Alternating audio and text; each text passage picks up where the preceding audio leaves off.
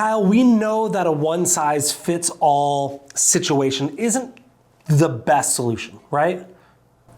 I agree. Okay. Yeah, it's usually a good first step, but it's not the best solution. I want to talk on today's podcast about how we can help our buyers have a better experience by finding ways to personalize the journey throughout the process. Yeah, I think this will be a good topic. We just finished our Fast Forward Movement Mastermind today, and we talked specifically about this, how we can have like the automated, pre-built system, which is great, and we should all have that.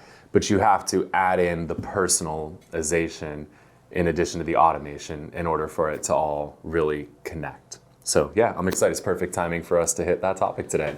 I love it. Let's kick it off. Cool. Welcome to the Whissel Way podcast. My name is Kyle Whissel with eXp Realty in San Diego. And I'm Bryan Koci. The goal of the show is to give you the tools, techniques, and tactics to go out there and crush it in your business. The way that we like to do that is to answer the questions that you have for us. So if you ever have a question you want to have us answer on the show, you can always go to thewhisselway.com. Ask us questions on there. Subscribe to the podcast and YouTube channel. Join our referral network. I just gave 2 more referrals out today for all the people leaving California.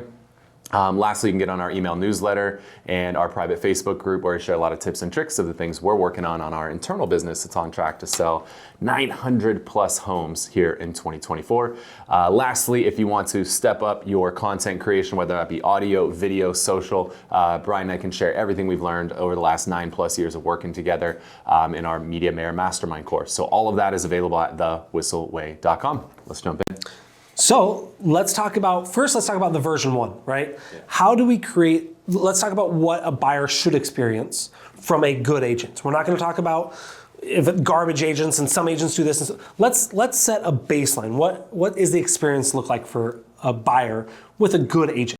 Well, it's what most agents' pitch is of why a buyer should work with them. So most agents, their entire pitch of like, why should you work with me is like, I'm going to help you find a home. I'm going to negotiate the best deal for you, and I'm going to look out for you. Like that's pretty much their pitch. Like that's what they're going to do. But the reality is like that's kind of what's expected, right? Like if you're not going to do that, then maybe you shouldn't be a real estate agent. So that's kind of like the baseline, but that's where most people's line stops, is at the base. They don't really add anything on top of that. It's just, I'm going to help you find a home, get you the best deal, and look out for you, or try to protect you effectively. But that's it. That's most people's pitch. And then what they ultimately do from that point on, once they convince somebody to work with them, is they then just set them up on some sort of property alert on whatever IDX solution they're using.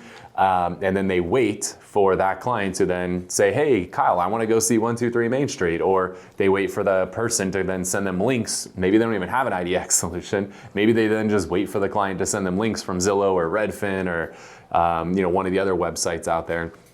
And they become very responsive, and there's no proactivity there. They're more reactive than proactive. Okay, so that's what a lot of agents do. Like 99% of them, yeah. If someone's listening to this right now and they're like, all right, cool, I do that. I don't want them to be like, shut off, move on. Like this is the people that are listening. If you're listening right now, you're listening because you want to be better, right? I hope so. Or you just have nothing else to do, or you want to see what shirt Bryan's going to wear today. I mean, there's many reasons why somebody could tune in. How do they go above and beyond that? Yeah, so I mean, going above and beyond is especially, right, as we're in this, NAR settlement world, which, who knows when it's actually going to take effect. It's already changed multiple times. Personally, on our team, we're talking about it very, very little. The reason being is things keep changing constantly. For example, they changed the date when things are going to go into effect once, and I believe it will change at least another time. Our MLS locally here in Southern California has already added in a field called, I think it's CIP, Concessions.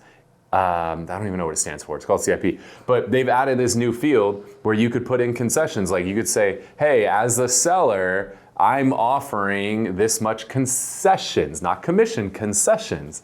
And so you could, instead of the commission field, which is going to be removed, you could simply just take what you were offering in commission as a seller, and you could slide that over to what you're offering in concession and say, I'm offering a 2.5% concession to buyers, which the buyer could then use to pay their agent. Like, it's pretty silly. So it's like people have stressed out so much about this damn thing, when I think that The majority of the stress has been caused by the media and or tech providers. People are trying to capitalize on this opportunity, but I don't think all that stress is necessary. So just for us personally, we're taking just kind of a wait and see approach. Wait till the final is there, because DOJ has to approve this, the attorneys have to approve this, the plaintiffs, everybody has to approve this before it's finalized. So I'm not gonna change my business plan until I know what the final ruling is. And then when that is in place, we will change on a dime.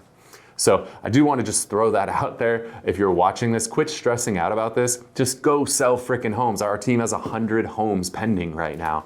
It's because we're not stressing about stuff we can't control. We cannot control this, and nothing has changed yet, and nothing is going to change until at least August the 17th at the earliest. So quit stressing about things you can't control and that haven't changed, and just focus on taking amazing care of your clients until then.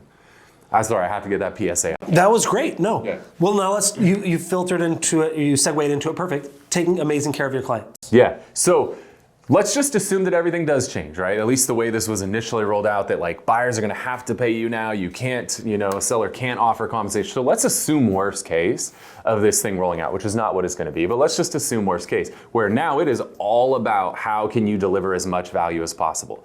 So if your value is those three things we talked about earlier, the baseline of I'm going to help you find a home, I'm going to negotiate a good deal, and I'm going to, look out for you and protect you through the process. Like if that's your baseline, that's cool. But that's very much like a listing agent who goes into a listing appointment and their value proposition is like, I'm gonna take photos and I'm gonna put it on the MLS, put a sign in your yard, and I'm gonna pray and wait for offers to fall from the sky. So those to me are on a level playing field. Like if you're walking into a presentation with a buyer and your presentation is those three things, you're screwed. Teams like us are going to eat your lunch because we are building a value stack that is so much higher. We're offering so much more to that buyer that you are not going to stand a chance against competition like us. So they have, if you're listening, you have two options. You have a million options, right? Two options that I clearly hear is you can join our team, right? And we're in Southern California. Join.kylewhissel.com has a bunch of information about our team. Option two, maybe you're not in Southern California.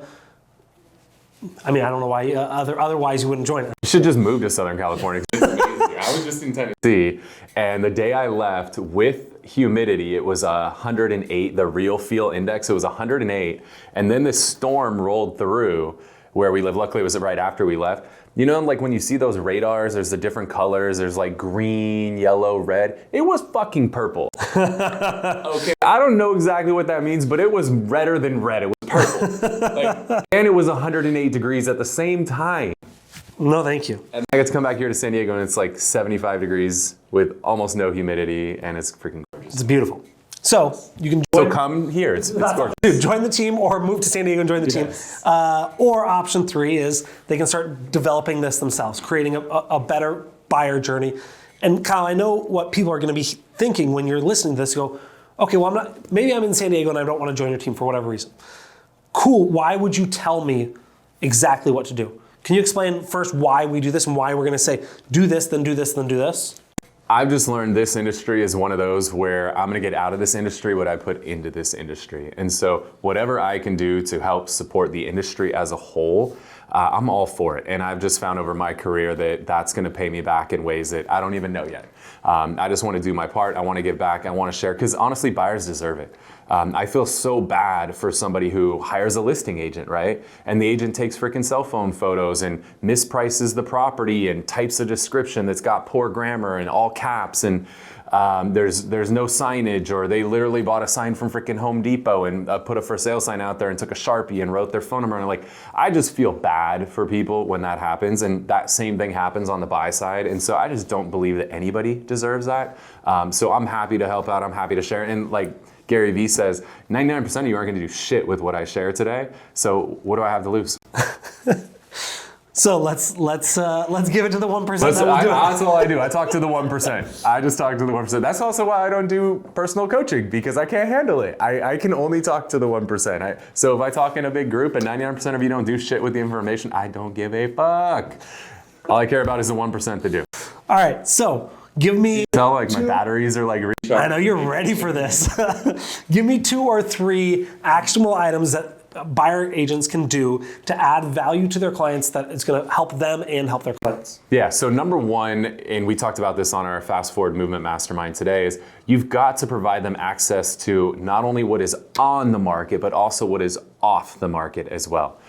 So that's absolutely essential, because the reality of it is a certain percentage of homes that sell every year never hit the MLS. And depending on your location, your price point, that number could be very small, single digits, but in most markets, that's double digits number, especially if you're in the ultra high end. The amount of homes that trade off market is very, very high. So if the only thing you're bringing to a buyer is on market homes, I think that you're doing them a disservice. You need to bring the buyer as many homes as possible, which is going to include both on market and off market. And so then you're like, well, how do I get access to off market homes? Kyle, that's my question. So how do they get access to off market homes? So this just depends, right? There's a lot of different ways for you to do this. For us, we're part of eXp Realty, and eXp understood that there was this need out there in the market to provide a platform for everybody to share off-market opportunities. And within the rules of the Clear Cooperation Policy, you are permitted to share off-market opportunities as long as it's within your brokerage. Being that eXp Realty is one brokerage worldwide, we can share with everybody. So they built a platform out called eXp Exclusives. And so whether somebody is here in San Diego or they're in San Antonio or they're in Sandusky, Ohio, doesn't make a difference. We can all collectively share all of our off-market opportunities in that eXp Exclusives platform. And I know other brokerages out there have similar systems. That's just what our system is within our brokerage. So that's a very valuable tool for all of us collectively to put all of our inventory in there that's off market or that's coming soon. We can do that within the rules of Clear Cooperation Policy. So that becomes massively valuable. So then it's a matter of like, how do you use that? So Colton Whitney, who's part of our group today, he talked about how they take all of that inventory and have a map, and now whenever they're gonna meet with a buyer, they send out a high note. If you aren't using high notes, you need to. If you want a copy of our high note, send me a DM at Kyle Whissel. I'll send you a copy of the high note we send out for buyers. And within his high note, it's kind of like how you prime the pump, or it's part of your pre-appointment package, where very commonly talk about a pre-listing package. You should have a pre-appointment package, period. One for buyers, one for sellers. So in his pre-appointment package that he sends out, he includes a screenshot of the map from eXp Exclusives showing dots all over the map of all these off-market opportunities that he's gonna bring to the table. So now think about that, right? You're gonna go meet with a buyer and you're showing them, before you even sit down with them for the consultation, that you have access to dozens or hundreds of off-market opportunities. Like, that's gonna set you ahead from the competition. Another person in our Fast Forward group, Mark Pattison, he shared that he takes a binder and he actually prints that map out and even prints out addresses or zip codes. You don't necessarily want to share the addresses with people you don't know yet, but he prints out a binder and then just puts on it like off-market opportunities, like in big red letters, or it's a big red binder, and just sets that on the kitchen counter. Guess what happens? Every buyer that walks through that home is like, hey, what's that? Oh, well, this is all of the off-market opportunities. They're like, well, how do I get access to that? Oh, well, when you're a client of Whissel Realty Group, you get access not only to everything that's on market, but also what's available off market as well. And this is a list of all those opportunities. What do you think the client's gonna do when you tell them about this?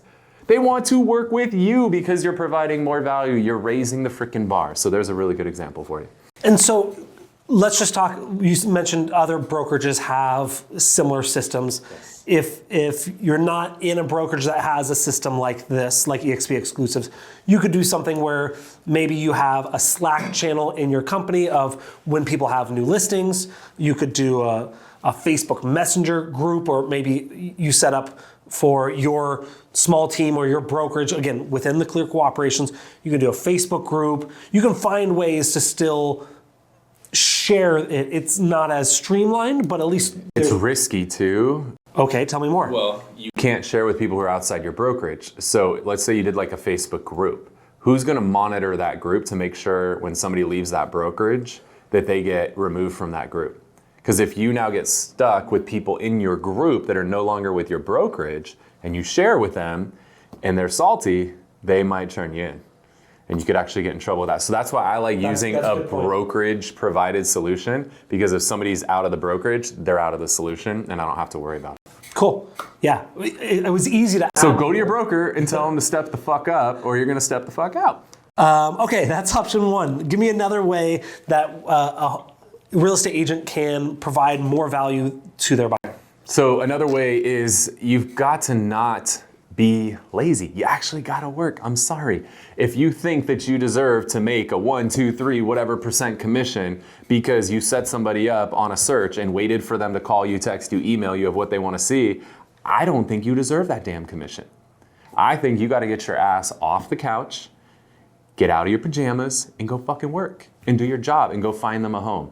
So what does that mean? Well, find out what it is that your client's looking for. And if they're looking for a 3-bedroom, 2-bath condo in the Gaslamp district of San Diego, then you got to go find that for them. What are you going to do? You could knock doors. You could send mailers. You could send letters. There's a lot of stuff you could do. In fact, I was just in Charleston, South Carolina, area I might move to someday, who knows. And while I was there, I identified like one specific street. I was like, hey, if something comes up on this street, I'd be a buyer. I told my friend Marley out there, I was like, hey, see what you can find. She marketed, there's only like 15 houses on this street. She sent a letter out. She got 3 people to raise their hand.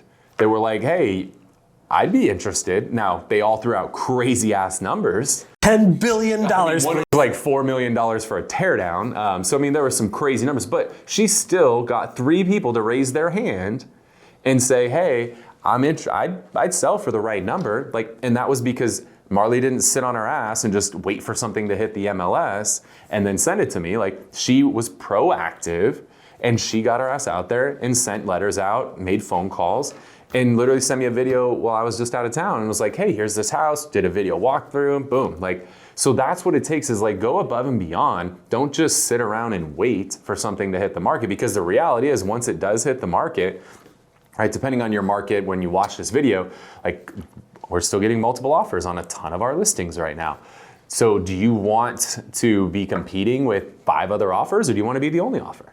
I want my buyers to be the only offer. So if I can go out there and I can find them inventory that's not available publicly, and my buyer can be the only buyer for it, and more often than not, I can end up representing the seller too, so effectively I can represent the buyer and the seller and potentially make double the commission. Doesn't that sound pretty cool? Versus sitting on my ass waiting for my client to send me something they want to see, and then I go show it to them, and now I got to compete with 5 other people. Which one do you want? I like option 1. Yeah, sounds good. Give me one more. Give me one more thing that we as buyer agents can do above and beyond, really provide value for our buyers and earn our keep. I think just sitting down for a simple consultation. I'm amazed at how many people do not sit down for a buyer consultation. They just run around and show house after house after house, but they never actually take the time to sit down with a buyer and do a consultation. Like, think about when you go to the doctor, you don't walk in the doctor's office, and the doctor looks at you and is like, flu.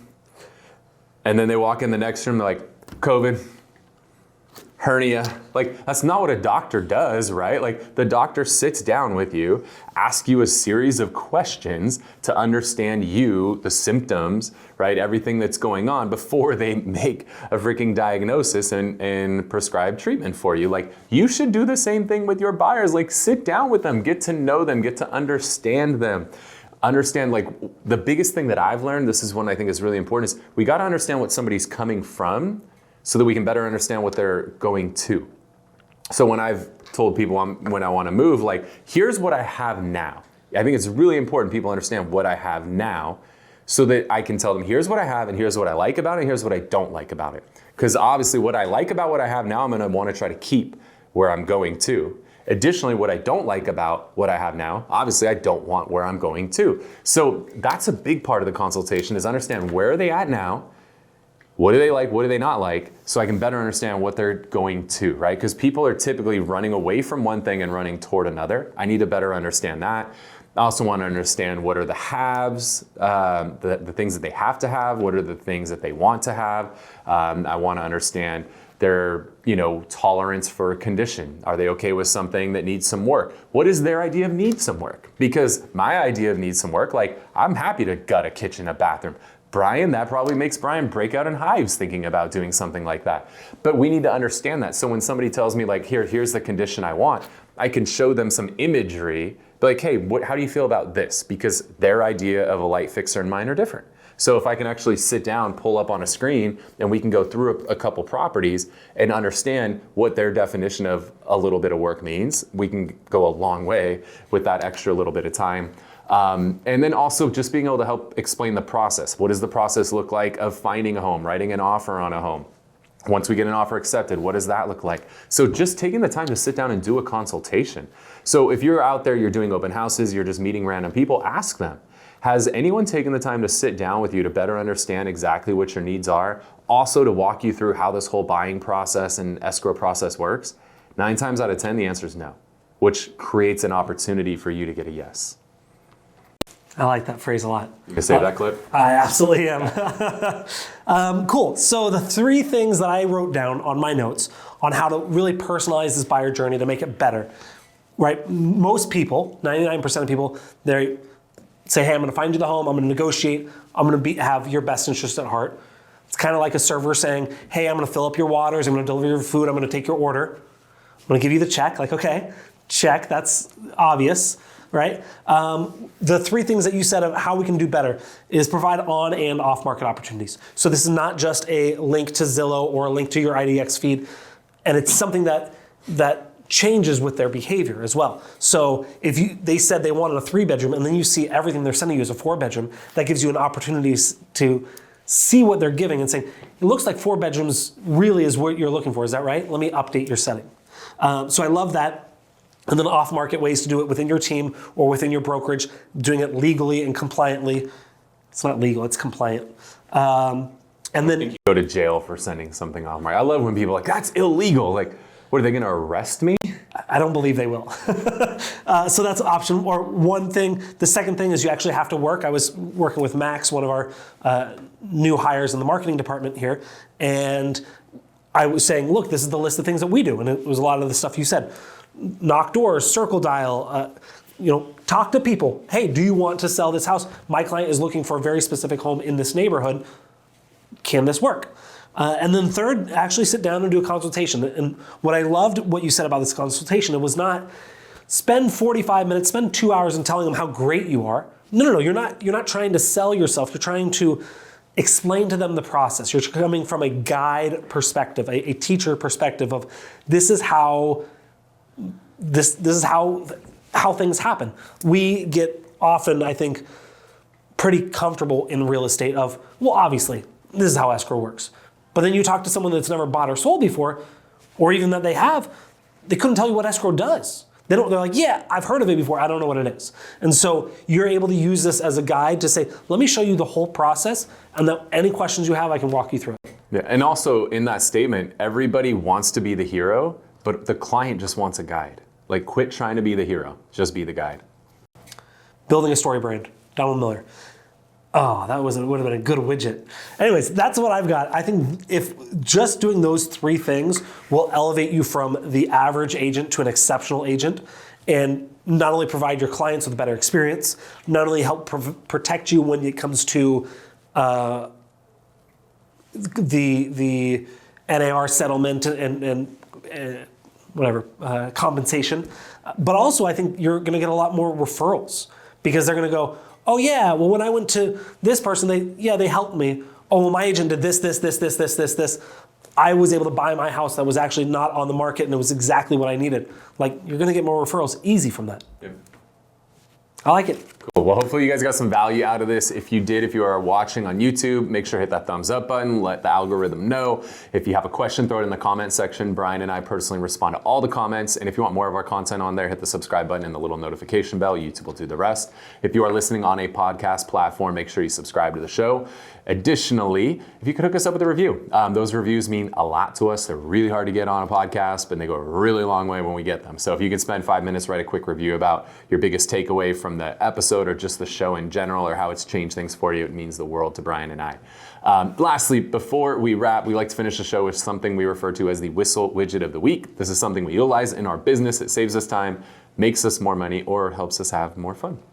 So Kyle, mine, it's funny that you mentioned this because you mentioned something earlier that I already wrote down as my widget, is the ability to show very clearly on a map all the different things. So you mentioned earlier in the podcast about, hey, these are where all of our off-market opportunities are. And it's great because it's not a specific address. They can't go, okay, I'll just go there and talk to the homeowner myself. I'm using it right now to show where we've made sales in the past month, in the past year, in different areas. And all you have to do is type into Google My Maps. And from there, it'll allow you to upload a CSV file, an Excel file, and it will allow you to upload up to 2,000 records per layer. And I think you can have like 10 layers. So you can do 20,000 records, and you can show all of the past sales you've done. Like I already said that. But it makes it really easy. You can adjust the color. You can make a little house dropper. Easy, quick, a really good representation. And it can even be dynamic. So when you send the high note and you say you want to see where we sold homes, you can actually send a link to that, and they can zoom in, zoom out, and engage with that map rather than just having a static image. Cool. The one I want to share today actually ties into number 2 on the list, which is being proactive and going out there and marketing homes. So that was the one where we need to actually like make phone calls, send letters in the mail, emails, right? Do all the things.